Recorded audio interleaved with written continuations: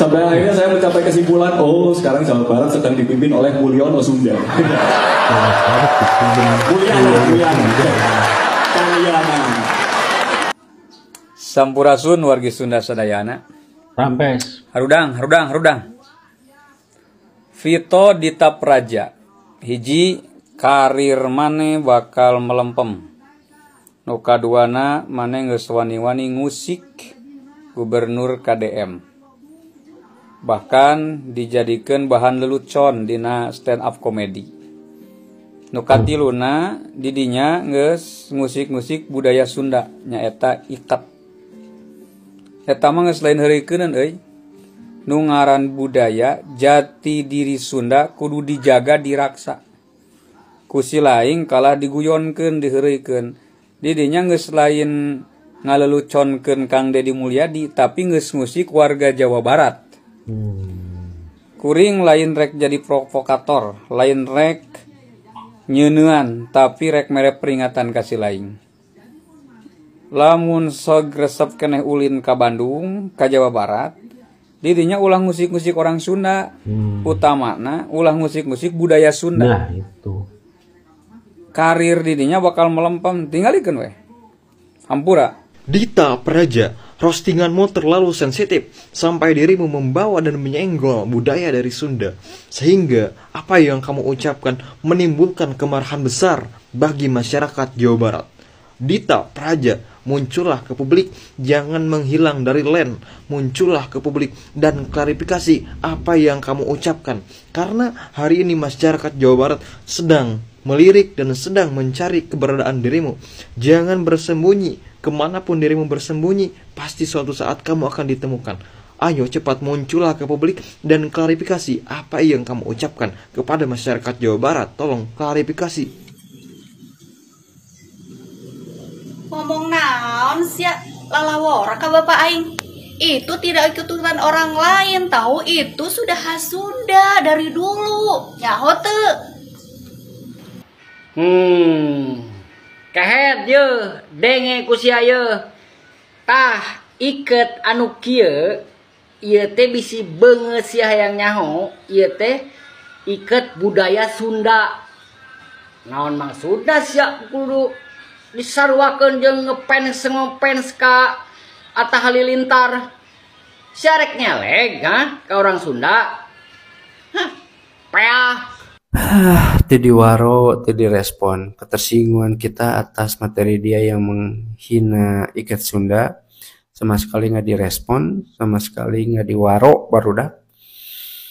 Nggak tahu, kalau saya nggak tahu ya, mungkin ada respon, tapi saya nggak tahu, tolong info di bawah gitu. Tapi setahu saya sampai sekarang belum ada respon apapun dari yang bersangkutan ataupun dari komunitas yang menaunginya. Hal ini kenapa? Karena mereka menganggap bahwa respon terbaik adalah jangan direspon.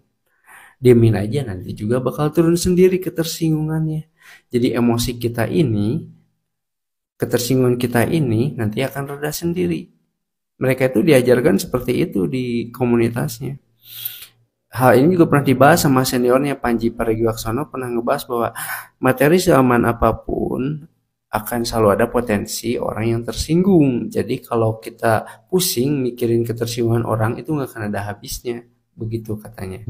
Begitu. Bahkan Coki Pardede pernah ngebahas tuh. Jadi kalau kita membuat ketersinggungan orang hingga orang marah, jangan minta maaf soal materi tersinggungnya, tapi minta maaflah atas kegaduhan yang ditimbulkannya. Ngerti nggak? Enggak. Jadi materinya tidak salah. Yang salah itu adalah kegaduhan yang ditimbulkannya. Nah, mereka minta maaf atas kegaduhannya. Gitu barudak. Jadi ya wajar kalau ketersinggungan kita, kemarahan kita sampai saat ini nggak direspon. Karena bagi mereka adalah respon terbaik adalah mendiamkan. Begitu. Assalamualaikum warahmatullahi wabarakatuh. Warga Jawa Barat yang cerdas dan santun, wilujeng enjing, sampurasun. Salah satu statement, pernyataan atau guyonan komika Pito Dita Praja adalah bahwa Jawa Barat adalah satu-satunya provinsi yang dipimpin oleh YouTuber aktif. Mas Pito harus diakui secara jujur, karena ini fakta, bahwa gubernur kami, Kang Deddy Mulyadi, adalah gubernur yang terpilih bukan karena dia seorang YouTuber, tetapi dia terpilih melalui suatu proses demokrasi yang mampu memenangkan kontestasi pilkada, mengalahkan pasangan-pasangan lain. Mas Pito, mohon dengan hormat untuk memberikan pendidikan demokrasi yang jujur agar tidak membangun opini negatif tentang proses demokrasi di negeri ini. Mas Pito, bagi saya lebih baik provinsi-provinsi di Indonesia, di negeri tercinta kita ini, dipimpin oleh gubernur konten, dipimpin oleh gubernur YouTuber, daripada dipimpin oleh gubernur-gubernur yang berasal atau gubernur dari partai politik yang membangun citra, tetapi ujung-ujungnya apa? Ujung-ujungnya merampok dan menjadi koruptor. Saya lebih bangga dipimpin oleh gubernur seorang YouTuber daripada dipimpin oleh gubernur ikonik yang membangun pencitraan, tetapi ujung-ujungnya gubernur-gubernur ini kemudian menelantarkan rakyat, merusak harapan rakyat karena merampok anggaran negara, karena dia menjadi koruptor dan kemudian dia menyengsarakan hak-hak yang harus dimiliki oleh rakyat. Ingat, Mas Pito dan warga Jawa Barat, tantangan untuk seorang pejabat dan pemimpin yang baik dan memihak kepada rakyat itu lebih baik. Tetapi tantangan itu insya Allah akan menjadi pupuk, akan menjadi pemicu untuk pejabat-pejabat menjadi lebih baik.